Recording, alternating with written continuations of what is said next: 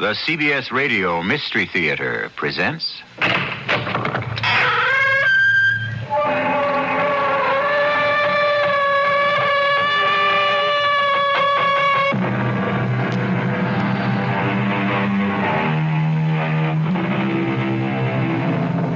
Come in. Welcome. I'm E.G. Marshall, guardian of the flame that flickers and flares here 7 times each week. The incredibly sophisticated jet crashes. The absolutely safe luxury liner founders.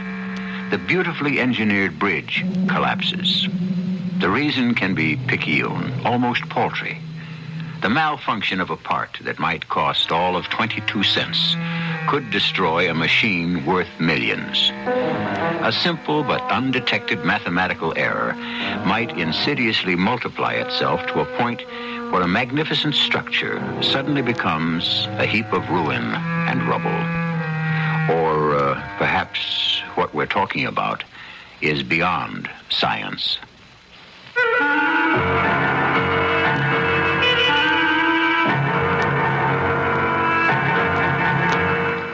Our mystery drama, Fireball, was written especially for the Mystery Theater by Sam Dan and stars Kim Hunter. I'll be back shortly with Act 1.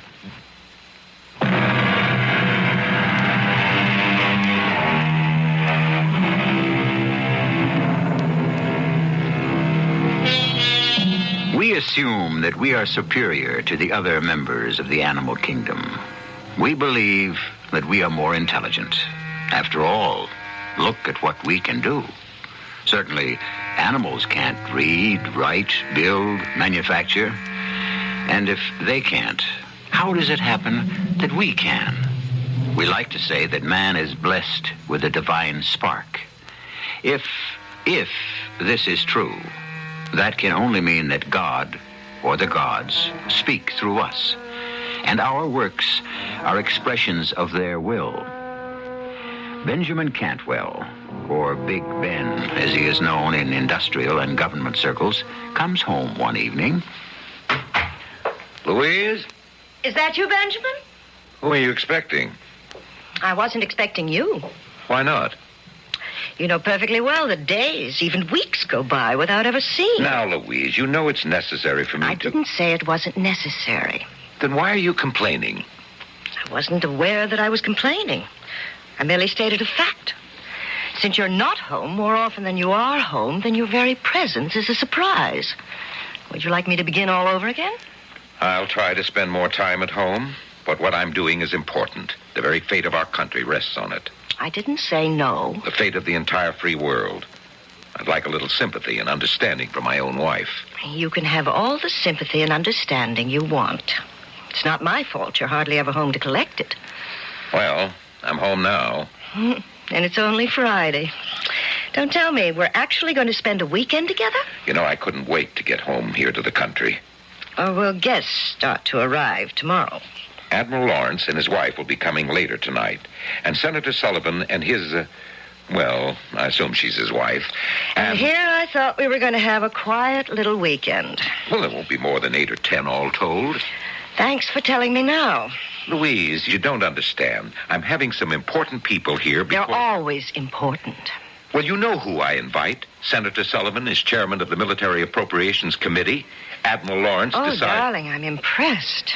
I'm not saying all this to impress you. I want you to know who these people are. Why? So I can defer to them? No, so that you can discuss things intelligently. What are we supposed to discuss? It's all top secret. Oh, I give up. No, Ben, I'd like to understand what it is we're supposed to discuss. After all, the reason you invite them is always to sell them something. That's not true. I'm not here to sell. You aren't? I'm here to help them understand our country's true need in defense materiel. And, of course... Since your products best satisfy those needs... This is an inference they are free to make. After you have wined them and dined and entertained them... Why do you insist on making it sound so disreputable? Ben, please admit it. The fact is, everything you manufacture is used to kill somebody. That is completely unfair. Somebody has to do it. Darling, all I'm doing is stating a fact. Why don't you look around at all the charities, the hospitals that I have endowed? Oh, I must say you have it down to a science. First, you manufacture the means to maim people. And then you tenderly care for the victims. Oh, Ben, you're not all bad. Before you accuse me of fattening on human misery, examine your own conscience. At least I don't drape myself in a mantle of pious hypocrisy. I fully expect to be punished. By whom? Oh, the gods. Louise, you have to take the world as you find it. Mankind, for reasons I'll never understand, insists on destroying itself. If I didn't make the means with which to do it, someone else would. Yes? You said I was to come back tonight after supper, ma'am, to meet the mister. Oh, yes, Mr. Vulcan. Ben, this is Mr. Joseph Vulcan. Pleased to meet you, Mr. Cantwell. Mr. Vulcan is our new blacksmith. Summers recommended him. Oh. And had you ever worked for Mr. Summers? No, sir. Dick Summers worked for me. Is that so? Well, you're a much younger man. Guess I'm older than I look. I taught Dick Summers the business. You taught old Dick Summers? Yep. And it was still a business in them days. Of course, motor cars had already been around a while and all them tractors. But there was still plenty of horses, like for deliveries in the town and work on the farm. But you look like such a young man. Well, these days there ain't much work. You can pick up some money getting connected with a racetrack or on a couple of estates like this one, where the rich folks have stables. Has my wife already discussed your pay and other arrangements? Yes, sir, Mr. Cantwell, and I find everything satisfactory. Very well. That'll be all. Thank you, Mr. Cantwell.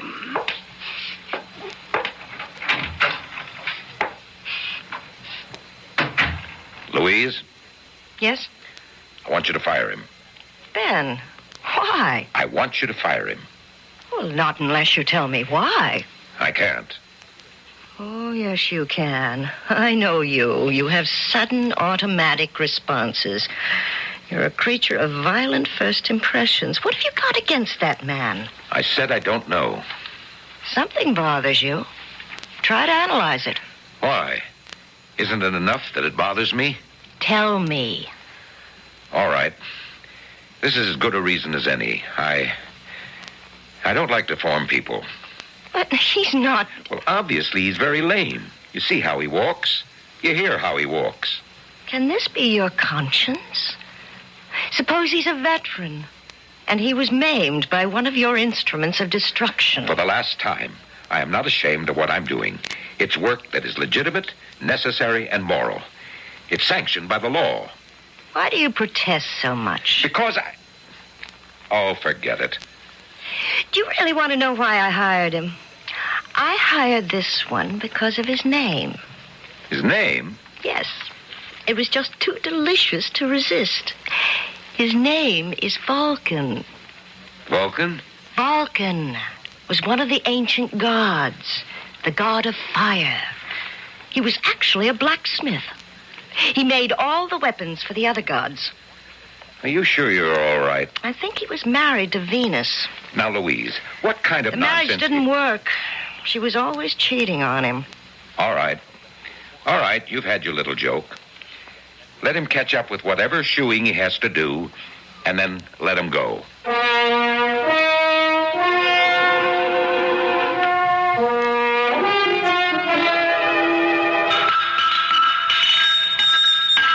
Good morning, Mr. Vulcan. Oh, morning, Miss Cantwell. How long have you been doing this, Mr. Vulcan? Oh, a long time. They've always been smiths. Did you know the ancient god Vulcan was a blacksmith? No, ma'am. I never was much on all them heathen gods. And you never heard of Vulcan? I thought there might be a relationship. No, ma'am. I can't say that I know of any.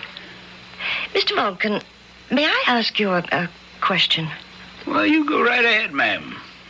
How did you happen to become lame? Oh, Well, I don't know. You don't? No, ma'am. Oh, I'm sorry. I didn't mean to pry. It's all right, ma'am. I understand my father dropped me when I was a small baby or something like that.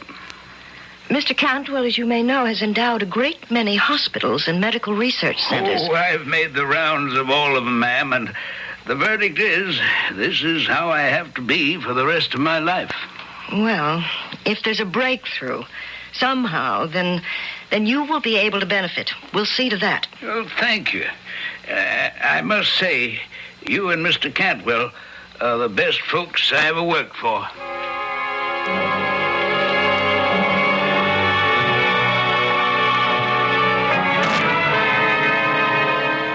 Did you fire that blacksmith?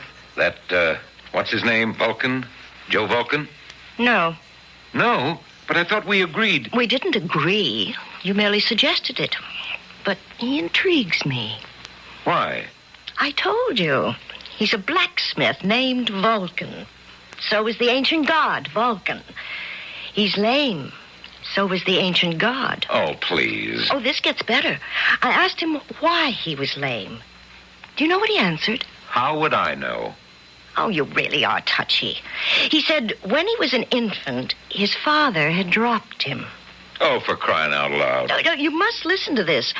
Vulcan's father, or at least his mother's husband, I'm trying to be delicate about this, was Jupiter. Oh, who cares? His mother gave birth to Vulcan, and Jupiter was so angry that he seized the child and hurled him from Olympus down to the earth below. And that's why Vulcan became lame. Do you see the similarities? What I don't see is what you're really driving at. Well, they say the ancient gods would, from time to time, visit the earth, disguised as mortals. Are you trying to tell me that this silly-looking oaf that is employed in our stables is actually an ancient Greek god called Vulcan? His Roman name was Vulcan. His Greek name was Hephaestus. All right. Quit trying to prove how smart you are. Just answer one question. If it's true, what is he doing here working for us, this god of yours? Well, with very few exceptions. A visit from the gods usually meant a great deal of trouble for the people he called on. What kind of trouble? I just hope we never find out the hard way. Coincidence. And what is Louise's rationale for saying that their latest employee is actually Vulcan, the ancient god of the blacksmiths? Well, you heard it, and it's all circumstantial evidence. And you know what the philosopher said about that, don't you? Some circumstantial evidence is very strong, like when you find a trout in the milk. What will we find in Act 2?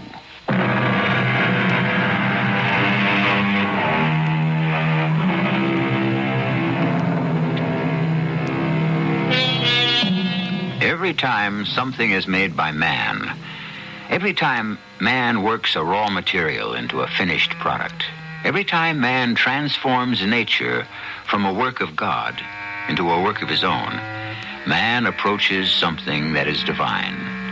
For man is now doing what only God or the gods could do originally, and that is create.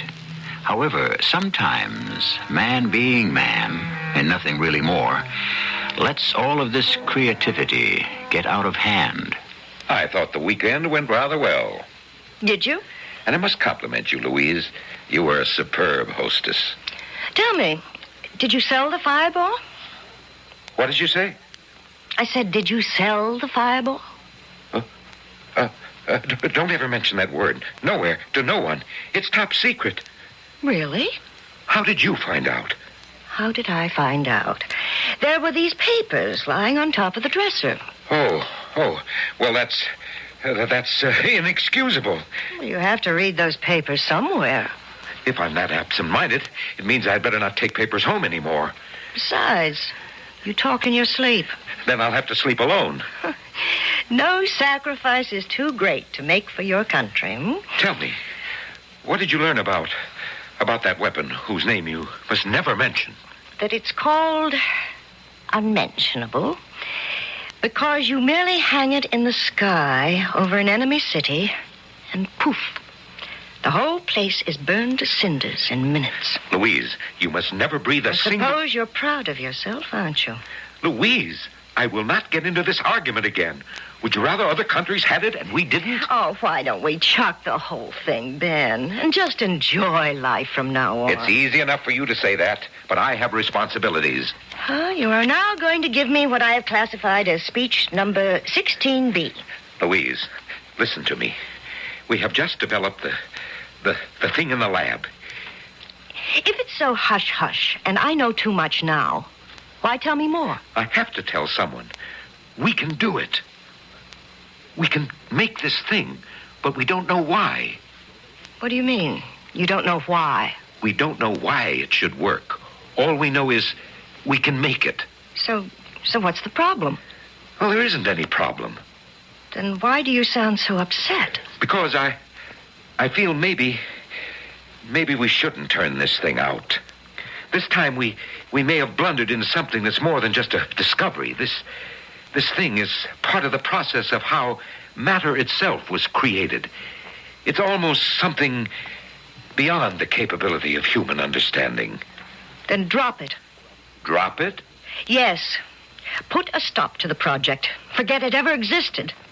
You're crazy. I'm crazy? Did you hear what you were just telling me? Well, sometimes I just have to talk. But you never spoke like that before. Maybe it's because I had a crazy dream. Aren't you the one who says you never dream? In the ordinary way, I don't. It's your fault. You have a dream, and it's my fault. Yes, because you've been filling my head with that nonsense. What nonsense? About Vulcan. What are you talking about? You know, Vulcan, the ancient god of fire. I see. I'm to blame. Well, aren't you? No, and I can prove it. When you saw Joe Vulcan, for the very first time, you instinctively reacted against him, before you even knew who he was. Well? Well, there's some people you dislike at sight, that's all. You didn't need me to be afraid of him. I'm not afraid of him. I just don't like him, and I insist that you fire him. Well, if that's how you feel about it, why don't you just go down to the stables and fire him yourself? All right, I will.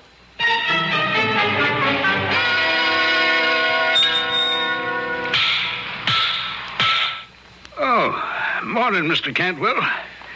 Vulcan, I'm going to have to let you go. Yes, sir, Mr. Cantwell. When do you want me to leave? Well, I want you to finish up around here. Take 2 or 3 weeks. Yes, sir. Vulcan, I don't want you to feel badly. No, sir. It's nothing personal. You can see that for yourself. We don't require a full-time blacksmith. That's true. And if you need references for your next job... I don't think there's going to be another job. Oh, don't say that. Good men are hard to find, especially in the kind of work you do. No, sir. I think I'll quit roaming all around the country. You may have done me a favor. A favor? Yes, sir. I don't spend nearly enough time with my wife. Oh. She's a beautiful woman. Really? I know what you're thinking. An ugly cuss like him, how do you ever get a beautiful woman to even look at him, much less marry him? Oh, I didn't mean to imply that. Oh, it's all right. I'm used to it. Funny. A lot of folks say that she steps out on me. You know what I mean? But even if it's true, it's my fault. What do you mean? Because I'm also being untrue to her. Uh-huh. Oh, not in that way. But I'm still cheating on her. How? Well, I'm giving time and energy that you might say belongs to her, to my job. You see what I mean? A lot of fellas do that. And then they wonder why their wives find something else or someone else. Well, sir, if you don't want me on the place, I'll be going.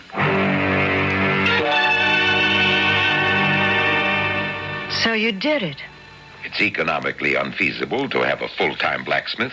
The real reason you fired him is because you're afraid of him. Afraid? Louise, have you ever had a conversation with this man? Of course, I've spoken to him. I mean a sustained conversation. Well, This is the most frightened, timid milquetoast. He's quiet, I'll admit that. And you thought he was one of the ancient gods?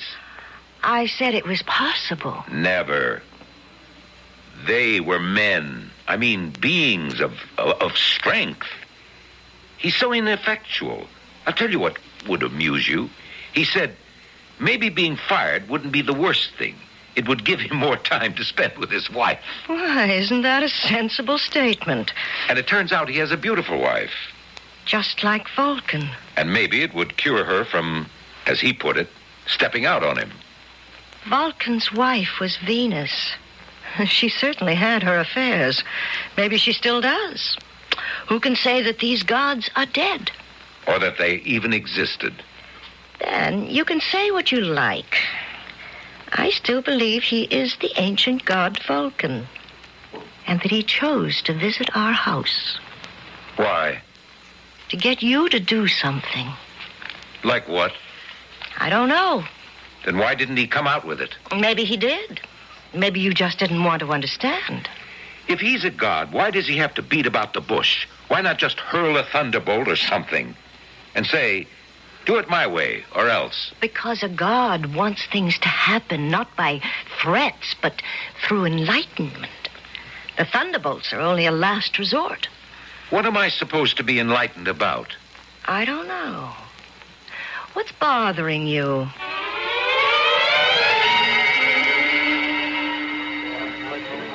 Hello, Senator. Sit down. Morning, Ben. I'm sorry to be late. Oh, it's all right. Our starting time is whenever we decide to show up at the first tee. Well, shall we order? No, I'm on a diet. Say, that's a pretty big spread on you in the Post. I was afraid of that. They go all the way back to the 30s to find a phrase to describe me. Merchant of death.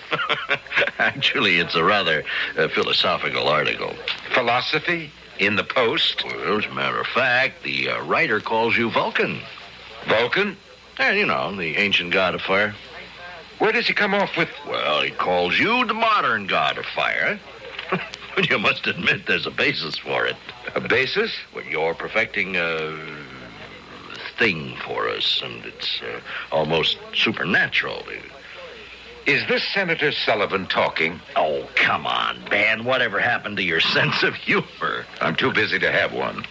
They even write that you run the risk of being punished for hubris. You just lost me. Well, the hubris is a kind of defiance of the gods. You know, by taking unto oneself one of their attributes, or by challenging them in their own speciality. Is that a fact? Oh, yes. There was a girl named Arachne in ancient Greece. Now, she claimed she was the finest weaver in the world. This annoyed the goddess Athena no end. I can't believe this conversation. Well, you see, Athena held a distinction for herself. So, poor Arachne, for her hubris, was punished. Now, do you know how? I can't even begin to imagine. She was turned into a spider. Am I going to be turned into a spider, too? Well, you haven't annoyed Athena. Your problem is with Vulcan. Oh, I see. And since you've set yourself up as a master of fire, he just might decide to have at you that way. Need I tell you, I am terrified. Oh, and also on personal level, you may have affronted him. What did I do now? Well, he was married to the most beautiful of all women, Venus, and your wife... Oh, come on. She's a good-looking woman, but... No, don't say that. Louise is beautiful. You know what I think? You're trying to psych me. You have to have an edge, but it won't do any good, Senator. I'll still beat you on the course today.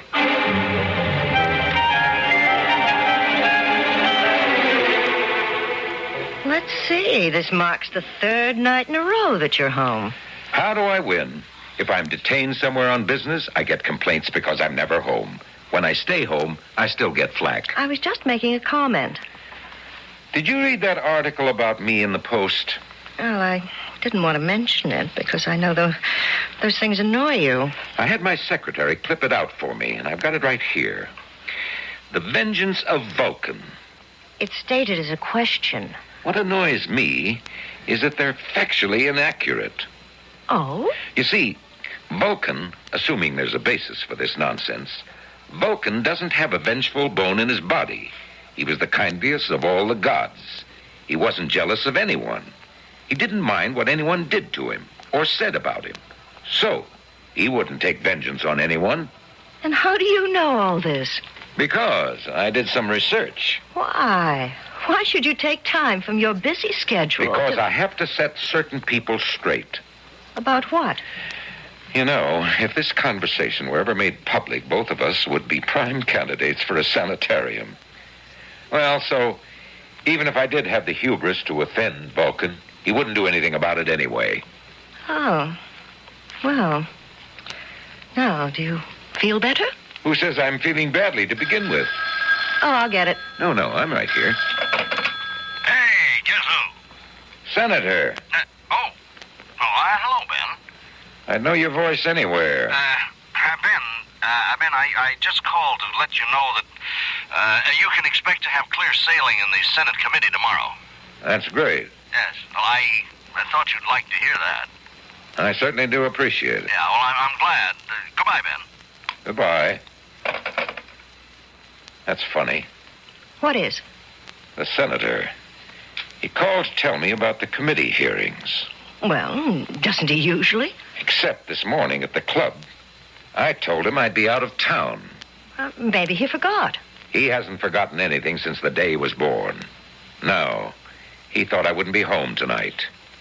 And that's why he called.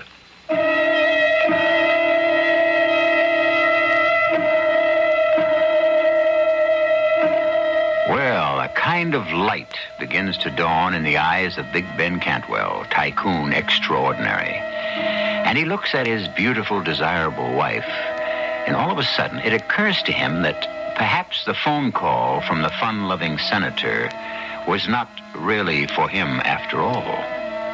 This little cloud will assume larger proportions when I return shortly with Act 3.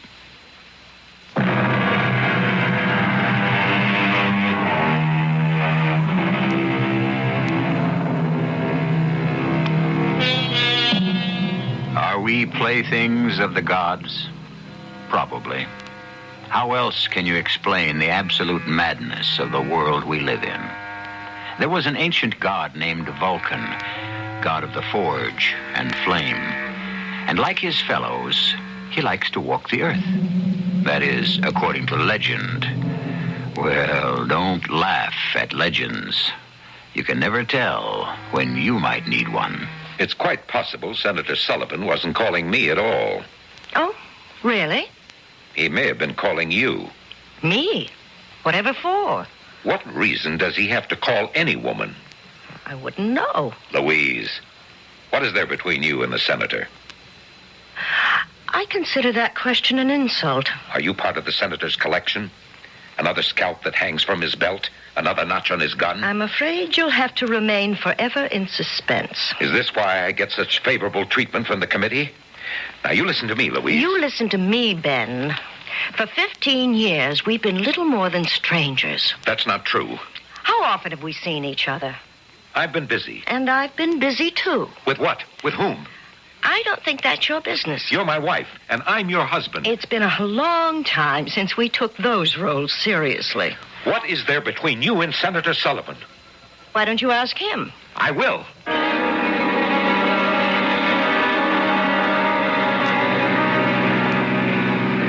Everybody's probably laughing at me while my back is turned. She's stepping out. Stepping out. Oh, listen to me. I'm talking like that idiot Joe Vulcan. But who am I to call him an idiot? I'm in the same boat. We both wear the same hat. Look out! Look out! Watch where you're going, you idiot! Look out!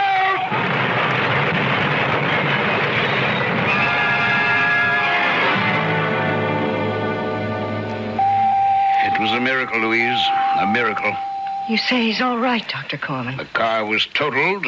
All he has is a few scratches. Are you sure? Positive. Come inside. See for yourself. Is it all right to see him? Come on, Louise. It was such a terrible crash, I can hardly believe. Ben? Hello, Louise, dear. How do you feel? Well, I'm all right, except I have this terrible pain in my legs. Dr. Corman, you said... Yeah, I know what he says. But I feel this pain. Now, Ben, we've examined you thoroughly. You know that. Yes, Doctor? There's absolutely no sign of any injury. No fracture, no sprains, no torn ligaments, no swelling. I understand, Doctor, but I have this pain. Doctor, are you sure? Not only am I sure, but every specialist we called in is also sure. I don't like to contradict anyone, but since it's my pain, I'm the only one who can really be sure.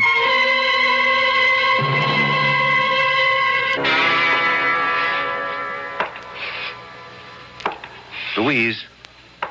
Ben. I'm home. It was a very busy day. Ben, I think we should have this out. Why do you limp? Why? Well, it should be obvious. My legs hurt. But the doctors say The doctors are simply mistaken. But Ben... I wish I could oblige everyone. I hate to cause anyone distress. Ben, what are you talking about? Well, it's just that my work itself is so turbulent. It deals with elemental forces that... Well, I like my personal affairs to be calm, peaceful. What has come over you, Ben? I don't know what you're talking about. Nothing's come over me. What kind of a game are you trying to play with me? Game? Look, when you got into your car and you decided to confront Senator Sullivan that night... I don't think we have to talk about that. Oh, we do. I admit that he and I had seen each other a few times, but... Louise, dear, please. I don't wish to discuss this. It isn't necessary. But, Ben... If you'll excuse me, Where are you going? To the forge. The forge? Yes, you know, the factory. Don't go. What is it? You called it the forge. Of course. Why? I'll tell you why. Because that's what Vulcan called his workshop. Vulcan? Yes, Vulcan. Now I know what's happened. You actually believe you're Vulcan. Now, why would I want to do a thing like that? You've affected his limp. My feet hurt ever since that accident. And you can even accept the fact that your wife might be having an affair. Is that who you want to be? Is that what you want to be, Vulcan? Louise, darling, maybe you'd better see Dr. Corman. If you want to be a god, be a Jupiter, an Apollo. You're not well, and I wish I knew what was making you so unhappy. Look, I don't want to be married to Vulcan. Vulcan? Whatever makes you think that? You're married to me. You're married to Ben Cantwell. But you're not Ben Cantwell any longer.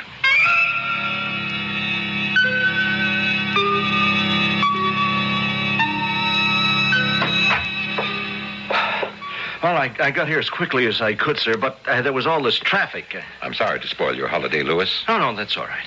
But I feel this is the day we can finish. Finish? Yes, Louis. Today, here, now. On Fireball, sir? Is everything set in the firing room? Yes, sir, but... But? What's the problem? Well, I thought we'd agreed to abandon the project. Why? Because it was really beyond our capability, our human capability to control. The final formula, there is no known mathematics to express it. And furthermore, we can't even conceive the formula. We can't? Here, I'll start the computer. Yeah, see, all the known data has already been fed into it. And now, watch. You see, sir? Suddenly, the computer stops. Well, don't worry about it. Don't worry about it. Now, we're committed to deliver this weapon to the armed forces. But only if experimentally we could... We can. But I don't see how. Start to build up the temperatures in the firing room. What formulas are you... I don't need a formula. Do as I tell you, Lewis. I know you're a great one for intuition, sir, but this time... Do as I tell you, Lewis.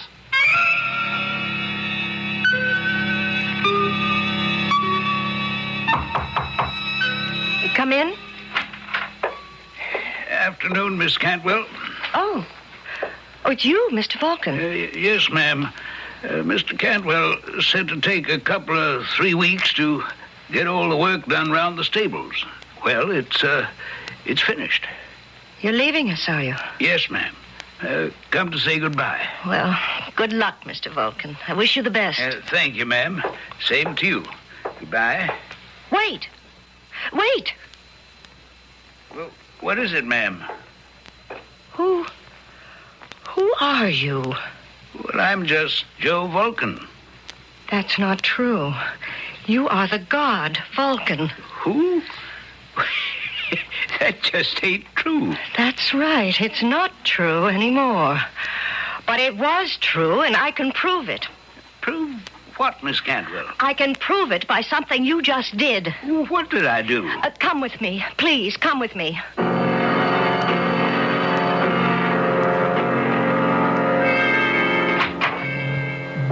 Ben. Oh, Louise, dear. How did you get in here? I'm your wife, remember? And Mr. Vulcan. What's he doing here? It beats me, sir. She just dragged me here. Ready for firing, sir. Ben, listen to me. Destroy that machine, that device, whatever it is. Darling. Because if you don't, then you really become Vulcan. Then you really acquire his full powers. Is that how you want to live?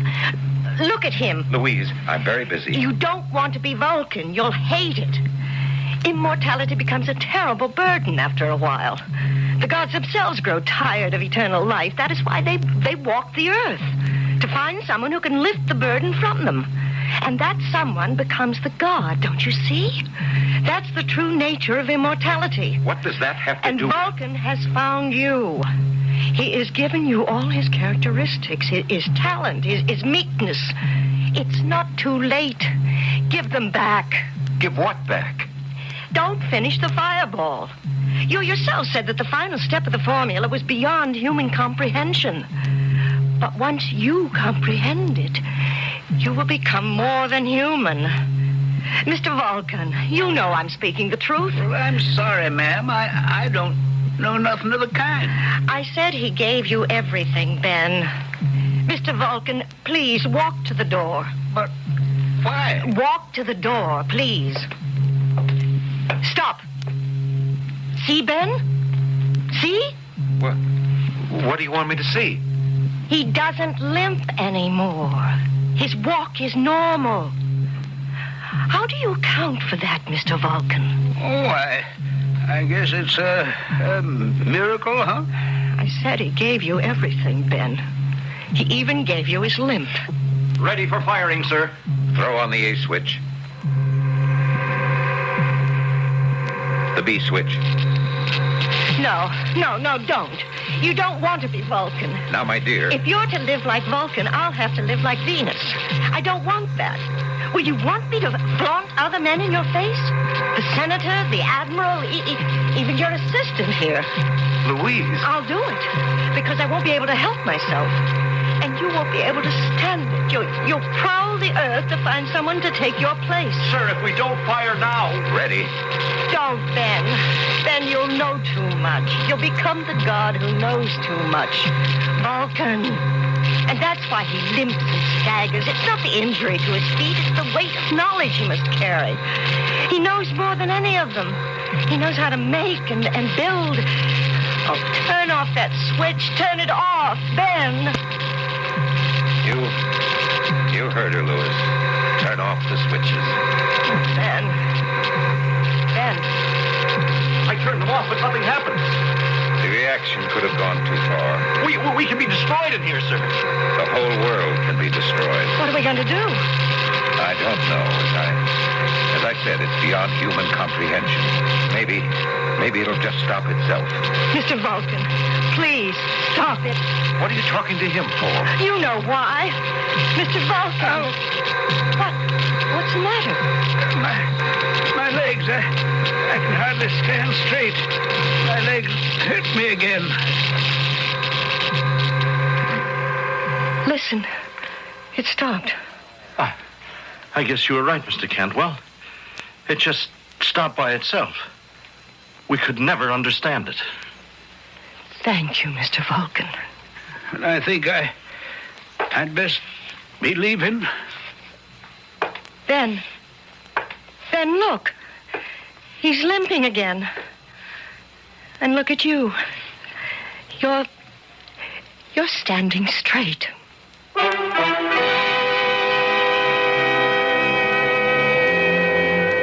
Take it any way you like. Chacun a son goût, as our friends in France would say.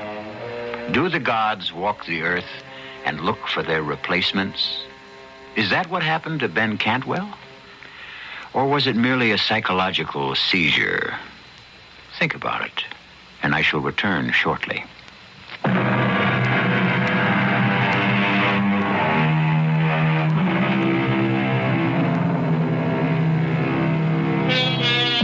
The gap narrows. Our ancestors looked upon the gods as supernatural beings who knew everything. But now, we are starting to do what only the gods themselves could do. Little by little, we seem to be stripping the veil away from all the mysteries of life and death. And so, some say, the gap narrows. But is this also human frailty? Outward appearances to the contrary notwithstanding, is the gap really widening? In any event, let there be no gap at all between you and us here, 7 times each week. Our cast included Kim Hunter, Hugh Marlowe, Earl Hammond, and Guy Sorrell. The entire production was under the direction of Hyman Brown. This is E.G. Marshall inviting you to return to our Mystery Theater for another adventure in the macabre. Until next time, pleasant dreams.